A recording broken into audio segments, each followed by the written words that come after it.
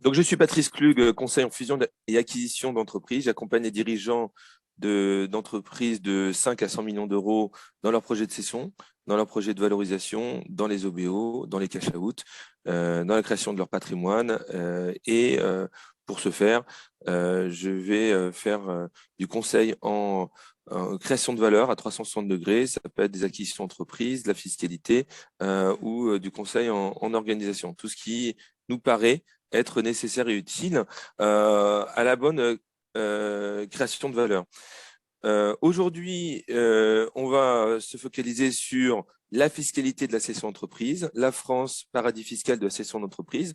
Aujourd'hui, en France, on a plusieurs outils qui permettent d'organiser une très faible fiscalité sur la cession. On va aller très vite parce que le sujet, on pourrait y passer des journées entières, mais on va essayer d'aller directement à l'essentiel.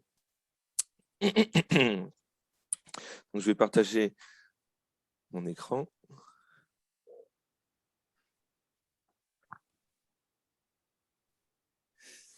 Donc, entreprise et décision, nous sommes conseillers indépendants en fusion-acquisition.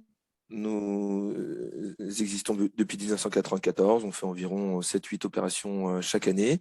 Une opération, c'est en moyenne 2500 heures, 2200 heures pour aboutir. Et donc, avec une équipe de 7 personnes, on fait 7 opérations dans l'année.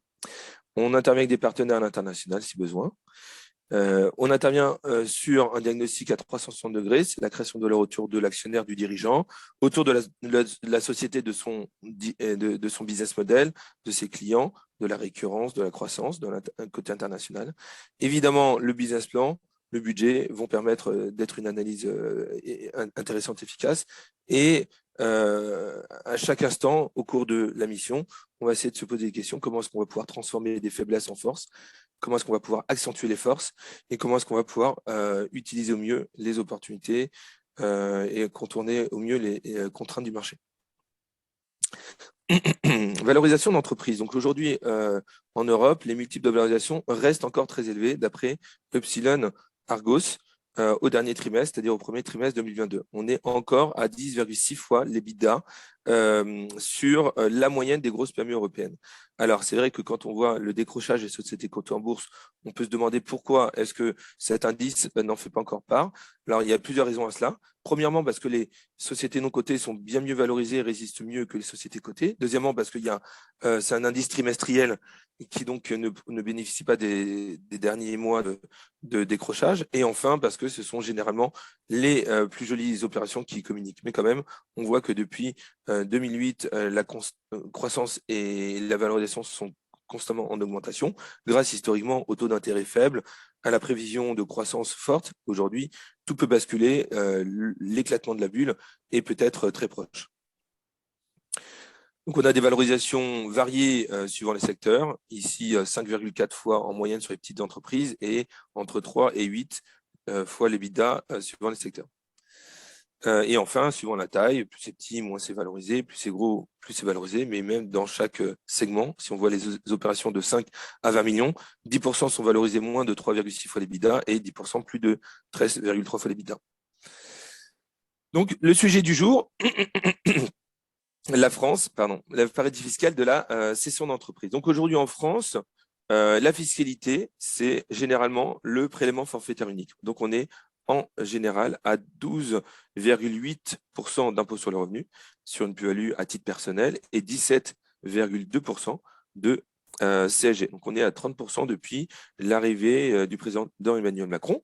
Et c'est un taux qui pourrait rester stable parce que Emmanuel Macron veut conserver une fiscalité stable, mais qui pourrait exploser, augmenter au vu des déficits abyssaux qui vont nous arriver avec l'augmentation des taux d'intérêt, au vu de la dette de l'État français qui augmente, qui explose, au vu du besoin de financement des retraites et des revenus de la santé des prochaines décennies. Donc, historiquement, on avait une CSG qui augmentait de 1% tous les ans en moyenne ou parfois une fois tous les 2 ans. Donc, probablement que la CSG devrait augmenter. Et si ça augmente, est-ce que ça va augmenter directement à 35%? Bon, on ne sait pas. On n'a pas d'éléments. Pour l'instant, on est à 30%.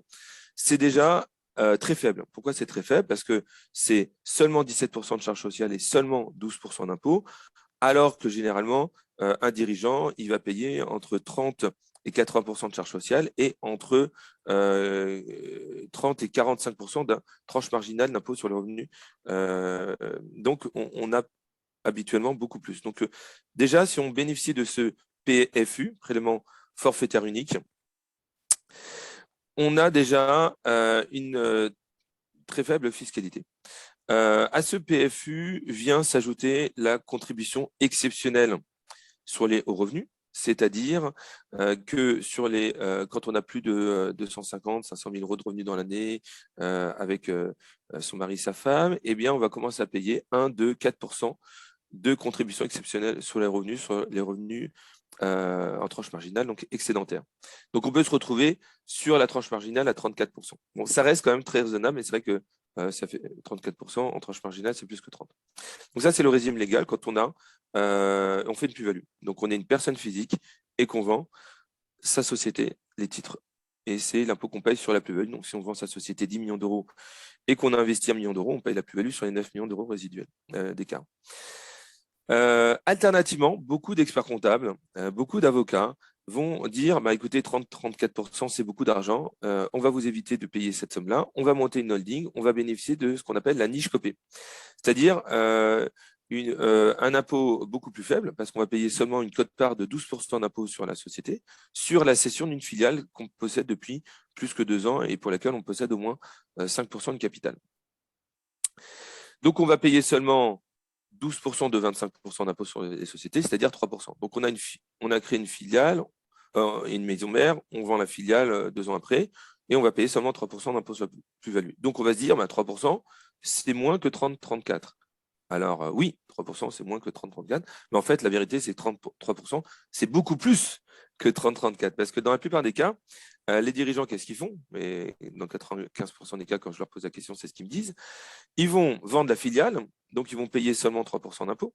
La holding va s'enrichir et ensuite, chaque année, ils vont toucher un salaire. Et sur le salaire, ils vont payer entre 40 et 80% de charges sociales et entre 30 et 45% d'impôt sur le revenu. En plus des 3% qu'ils ont déjà payés. Donc, dans le pire des cas, ils ont payé 3%, puis 40 à 80% de charges sociales, plus 30 à 45% d'impôt sur le revenu. Donc, ils ont pour 10 millions d'euros qu'ils vont percevoir sur plusieurs années. Ils vont en récupérer des miettes. Vous enlevez 40 à 80%, puis 30 à 45%, puis 3%. Bon, il va rester en moyenne 3 millions, 3-4 millions. Donc, c'est une très fausse bonne idée. Le seul cas dans lequel il est très intéressant d'utiliser ce régime de faveur, niche copée, eh bien, c'est quand on veut avoir de l'argent dans le holding, qu'on ne veut pas sortir cet argent du holding, qu'on va réinvestir la quasi-totalité de cet argent dans des projets industriels, immobiliers, ou qu'on veut garder cette holding familiale, patrimoniale, et qu'on va la transférer de génération en génération. Dans ce cas-là, ça peut être utile et intéressant d'avoir cette holding qui va s'enrichir. Mais dans la mesure où on va utiliser cet argent derrière et que ça va subir des charges sociales et des impôts, eh bien, dans le pire des cas, c'est le scénario qu'on vient de voir. Et dans le meilleur des cas, on va payer le prélèvement forfaitaire unique de 30% en plus des 3%. Donc, on va être entre 33 et 37 avec la contribution exceptionnelle sur les revenus. Et si en plus demain, le prélèvement forfaitaire unique augmente à 35%, eh bien, on aura payé 30%, plus 35, plus les 4% de contribution exceptionnelle sur les revenus. Donc, dans le meilleur des cas, on aura le PFU plus 3%. Donc, aucun intérêt. Et donc, voilà, c'est... Je ne sais pas qui est-ce qui m'a dessiné sur mon écran, mais c'est joli. Voilà, donc je dis pas qu'il ne faut pas le faire. Excuse-moi, Stéphane, tu voulais nous dire quelque chose ou tu as simplement dessiné sur l'écran?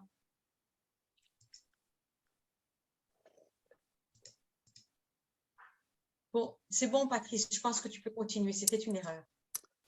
Donc, autre option alternative, si on veut investir dans une holding, eh bien, on va d'abord utiliser de préférence à la session holding copé l'apport cession. Alors, je ne dis pas qu'il ne faut pas faire de niche copé, mais je voulais dire que ça coûtait au moins 3% en plus du prélèvement forfaitaire unique, voire beaucoup plus que 3%, en plus des 30%, parce qu'on a vu que ça pouvait coûter 150% du net, ou même 200%.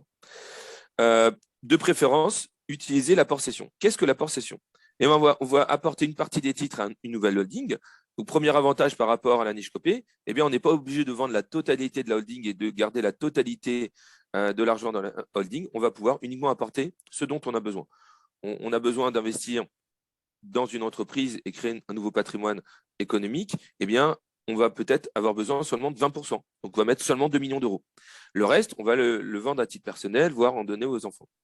Et si on a un projet à 2 millions, un autre projet à 2 millions, ou un projet pour le fils et un projet pour la fille, eh bien, on va faire 2 apports cession de 2 millions chacun. Et donc là, on a pu en plus créer 2 holdings différentes avec 2 projets différents. Ou sinon, on fait une holding familiale à 2 millions, une holding pour le fils, une holding pour la fille à 2 millions, ça fait 6 millions. On a compartimenté 3 holdings. Donc déjà, premier avantage, on ne met que l'argent dont on a besoin. Deuxième avantage, on va pouvoir compartimenter en plusieurs sociétés. Troisième avantage, on ne paye pas les 3%. Donc, c'est quand même mieux, parce que sur 10 millions, c'est quand même 300 000, c'est pas rien. Moi, je veux bien que vous me dépayiez en honoraire. Voilà, donc apport cession, on va apporter les titres à une nouvelle holding. La holding va vendre les titres et ne va pas payer d'impôt sur la plus-value, on est à 0. C'est un report d'impôt, donc c'est un sursis d'impôt, il n'y a pas d'impôt immédiat. Et on ne paiera l'impôt que si un jour on vend la holding, donc probablement jamais si on veut garder la holding. Par contre, contrainte, on est obligé de réinvestir 60% de la somme d'argent qu'on a bloquée dans cette holding dans un projet économique et industriel et commercial dans les 3 ans. Donc, sont exclus tout ce qui est purement immobilier, typiquement à l'achat d'un immeuble ou même d'un immeuble mis en location meublé professionnel, c'est exclu. Mais tout le reste est autorisé. Par exemple, on peut acheter de l'hôtel, de l'hôtellerie, de la restauration mur et fond, de l'hôtellerie mur et fond, du camping mur et fond. Donc, tout ce qui est mur et fond, parce qu'il y a un fonds de commerce, c'est autorisé. Et tout ce qui est économique ou industriel ou commercial. Donc, ça fait quand même une large palette. D'ailleurs, j'ai même un client qui a acheté une société avec cet argent. Il avait 2 millions, il a acheté une société, ça lui a coûté 2 millions. Cette société qu'il a acheté 2 millions avait une trésorerie de 2 millions. Donc, finalement, il n'a même pas pris de gros risques. On peut également bénéficier de l'exonération d'impôt sur la vente de fonds de commerce. Hein, c'est limité à 500 000 euros, donc jusqu'à hauteur de 500 000 euros, on n'a pas d'impôt. Et au-delà, on va payer de l'impôt sur la plus-value. C'est intéressant pour les propriétaires qui sont sans société, donc qui possèdent leur activité économique, telle que les médecins, les professions libérales. Également très intéressant, la donation aux enfants. On va pouvoir donner à chaque enfant 100 000 euros par enfant et par parent. Et si en plus on partage l'usufruit et la nue propriété, ben, ça fait en moyenne 200 000 euros par enfant et par parent, parce qu'on lui donne que l'usufruit, on lui donne que les nues propriétés, on garde l'usufruit, et donc on va lui donner 200 000 euros par enfant par parent. Et s'il y a 2 parents, fois 3 enfants, fois 200 000, eh bien, on est déjà à 1 200 000 euros qu'on a pu donner. On a donné quoi? En fait, on va donner des titres de l'entreprise. Donc, on va reprendre la société qui valait 10 millions d'euros. On donne donc 100 000 euros de nue propriété par enfant, ça fait 200 000 euros par parent et par enfant. Et ça fait donc 1 200 000 euros au total pour 3 enfants, 2 parents. On a donné donc 1 200 000 euros de titres quelques jours avant la cession. Et les enfants revendent les titres au même prix. Ils les vendent, par exemple, 1 200 000 et 1 euro. Donc, la plus-value, c'est 1 euro. Parce qu'il va y avoir un prix qui va être 1 euro plus cher. Donc, on a défiscalisé 1 200 000 euros, c'est-à-dire pas d'impôt sur la succession, pas d'impôt sur la plus-value, ni charge sociale pour les enfants. Et pour les parents, il va y avoir un petit impôt sur la plus-value sur la partie résiduelle de la nue propriété qu'ils vont garder. Donc, sur ce 1 200 000 euros, pas d'impôt sur la succession, on a économisé 20 à 40%. Pas d'impôt sur la plus-value, on a économisé 30%. Donc, quand même, on a 0 impôt sur succession, 0 charge sociale et 0 impôt. C'est intéressant. Jusqu'à hauteur d'1,2 million, on a peut-être mis 4 millions d'euros dans un apport cession. Donc, 4 plus 1, bah, ça fait 5,2 millions. Il reste 4,8 millions sur lesquels on va peut-être payer 30% de prélèvement forfaitaire unique. Et donc, on va avoir un coût moyen pondéré de fiscalité divisé par 2. On va être autour de 15-16%, y compris l'impôt sur succession. Donc, c'est intéressant. Et en plus, on a mis 4 millions d'euros pour des projets économiques, industriels et commerciaux. Ensuite, comme vous le voyez en haut à droite, j'ai noté abattement renforcé de moins 85% pour la cession d'entreprise détenue plus de 8 ans et pour lequel il n'y a pas eu de restructuration et pour lesquels on est créateur d'entreprise ou qu'on a acheté les titres dans les 10 ans qui ont suivi la création ou c'est une transmission familiale ou une société innovante. Alors, comme il y a beaucoup de critères, la majorité des chefs d'entreprise n'en bénéficient pas, mais si jamais vous pouvez en bénéficier, on a moins 85% par rapport à l'impôt sur le revenu. Donc, sur les 10 millions d'euros de tout à l'heure, on a dit qu'on faisait 1 200 000 euros de donation, 4 millions d'euros d'apport cession, il reste 4,8 millions. Sur ces 4,8 millions, si on bénéficie des moins 85%, on va prendre seulement 15% des 4,8 millions sur lesquels qu'on va imposer sur le revenu. Donc, 15% de 4,8 millions, ça fait 720 000 euros imposés sur la tranche marginale d'imposition. Donc, on va être à un taux moyen, on va dire à 35%. Et donc, on va payer 35% de 700 000, ça fait 250 000 euros d'impôt. 250 000 euros d'impôt divisé par 4,8 millions, ça ne fait pas grand-chose parce que ça fait seulement 5% d'impôt sur le revenu. Alors, 5% d'impôt qu'il va falloir quand même ajouter aux 17% de charges sociales et à la contribution exceptionnelle sur le haut revenu, mais 5% plus 17, ça fait seulement 22-23, plus un CEHR, contribution exceptionnelle sur le revenu de 0 à 4%. Donc, on a quand même bien réduit. On a gagné quand même 7% d'impôt. On le paye 12, on va payer que 5. C'est très intéressant, c'est très important de vérifier si on y a le droit ou pas. Voilà les principaux schémas d'optimisation fiscale sur la cession d'entreprise en France. On est purement franco-français. Certains vont s'installer en Belgique quelques années avant la cession, mais il va falloir payer l'exit tax.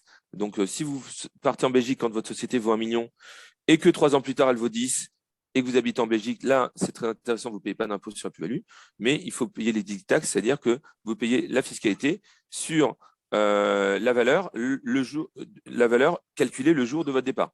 Donc, si votre fiscalité, la valorisation, c'est 9 millions avant votre départ et que vous la vendez à 10, bon, bah, vous allez quand même payer la fiscalité en France sur 9 millions d'euros.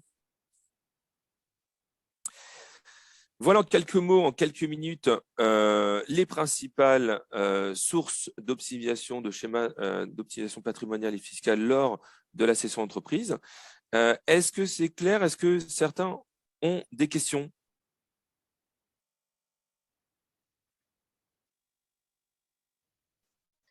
Je pense, Patrice, que c'était beaucoup de chiffres à digérer d'un seul coup. Alors, c'est beaucoup de chiffres, c'est aussi beaucoup de droits. Oui, c'est des chiffres parce qu'au final, il faut calculer, compter. C'est vrai que souvent, je forme les avocats fiscalistes parce qu'ils me disent non, mais on rentre dans cette case. Je dis ben oui, on rentre dans cette case, certes, mais si on rentrait dans cette case, ça serait encore mieux. Ah non, aucun intérêt. Ben, si, il y a quand même 3 millions d'euros d'écart d'impôt. Donc, j'ai déjà eu le cas là récemment. L'avocat me dit pas du tout. Puis 2 heures après, j'ai eu un SMS. Excuse-moi, Patrice, tu as raison à 100%. C'est toujours marrant. Donc, oui, d'où les chiffres. Mais ce qui est très important, c'est premièrement, il faut réfléchir, il faut se poser des questions, il faut envisager différents scénarios, il faut vérifier qu'on rentre dans un autre schéma. C'est pas parce que on a fait une holding pour vendre la filiale qu'on est obligé d'y rester. On peut sortir de ce bourbier assez facilement. Et évidemment, je ne suis pas passé sur, je vais rajouter des chiffres, merci Rachel, Pacte Dutreil. Pacte Dutreil, c'est un engagement de conservation pendant 6 ans au sein des signatures du pacte, qui peuvent être familiaux ou pas du tout. Moi, j'ai des clients qui ont fait un pacte Dutreil avec un fonds d'investissement, avec un associé et avec des salariés. Mais ça a un avantage, c'est qu'on va avoir moins 75% sur le montant qui va supporter la taxe. Et en plus, on peut coupler ça avec une donation à des enfants. Donc, si par exemple, vous avez 3 enfants, 2 parents, et que vous faites un pacte Dutreil, donc il y a moins 75%, et là-dessus, vous allez faire encore moins 80%. En moyenne, on va diviser par 10 le coût de la fiscalité avec un pacte Dutreil, mais il faut avoir 6 ans devant soi. Donc, sur l'opération des 24 prochains mois, ce n'est pas adapté, mais on peut faire à la fois une opération pour les 24 prochains mois et lisser des revenus sur 6 ans plus tard et optimiser le pacte Dutreil. Alors, Rachel, peut-être que tu as une question, si personne n'a de question. Non, moi, ce que j'aurais voulu que tu fasses, Patrice, non, je sais ce que tu veux que je fasse. Oui. Alors, j'ai 2 minutes. Je vais vous parler de clients. C'est ça que tu veux que je fasse? Évidemment, c'est le plus impressionnant parce que là, je pense que ça donne des idées parce que tu as des personnes ici, si tu veux, qui ne sont pas directement, automatiquement, à l'instant T, si tu veux, concernées par la cession d'entreprise. Mais c'est intéressant pour eux, si tu veux, parce qu'à un moment donné ou à un autre, ils vont avoir besoin d'avoir un tableau général. Donc, c'est bien de voir ce que tu as fait jusqu'à présent. Alors, alors j'ai fait 1300 opérations avec mes associés, donc on ne va pas toutes les voir aujourd'hui, a priori. Donc, on va par exemple s'arrêter sur quelques-unes des dernières opérations en 2 minutes qui nous restent. Coptis, donc évidemment, en termes de fiscalité, c'était assez optimisé. Elle a choisi de faire une donation en nue propriété à ses 2 enfants, son fils et sa fille. Donc, une très belle optimisation patrimoniale et fiscale. Et en plus, elle a choisi de réinvestir une partie du prix dans le holding de reprise. Au début, elle nous avait missionné pour céder l'entreprise. Et donc, on a contacté des industriels dans l'édition de logiciels qui étaient très intéressés pour l'acquisition, mais on s'est aperçu que lors de cette opération, on perdait le dirigeant. Le dirigeant a dit, bah oui, mais vous allez me perdre, c'est normal, moi je veux vendre, donc je veux partir. Or, là, on a créé beaucoup de valeur, c'est qu'on a dit aux dirigeants, vous pouvez, on peut peut-être vous remplacer, on peut peut-être, qu'est-ce qui ne vous plaît pas au quotidien? Donc, ce qui ne lui plaisait pas, c'était la gestion des ressources humaines, la gestion des clients, la gestion administrative financière. Et donc, on a aidé un commercial à devenir directeur général, on a aidé à recruter un DAF, et donc ce qui fait que la société a pu être gérée sans sa fondatrice, Anne Cargos, et donc la valeur a été démultipliée parce qu'en plus, Anne Cargos a réinvesti au capital, et donc elle est restée au conseil d'administration et elle a continué à donner des conseils de l'extérieur. Ce qui fait que la société s'est bonifiée, elle avait au quotidien des dirigeants opérationnels qui fonctionnaient très bien, et elle avait également tout le loisir de profiter de sa famille 90% de son temps, et un jour par semaine ou un jour par mois, elle vient désormais uniquement pour donner des conseils en stratégie à la société, et c'est là qu'elle est la meilleure. Et donc, on a triplé la valeur de la société grâce à ces petits conseils. Sur le dossier Bage, on avait pareil un mandat de vente qu'on n'a pas exécuté parce qu'après avoir signé le mandat de vente, on a fait 4 acquisitions, donc on a triplé le chiffre d'affaires. On a aidé la société à optimiser son BFR. On est passé de 38 à 100 millions de chiffre d'affaires entre l'année d'avant et l'année d'après. Et ensuite, on a fait un OBO, c'est-à-dire une cession de l'entreprise à un holding dans lequel le dirigeant est devenu et resté actionnaire. Et là, donc on a très fortement augmenté la valeur de la société. Et en plus, le dirigeant reste opérationnel. Il a mis de l'argent de côté, ses associés aussi. Et en 1 an et demi, on a fait ses acquisitions et l'OBO, c'est-à-dire le LBO, avec le dirigeant lui-même.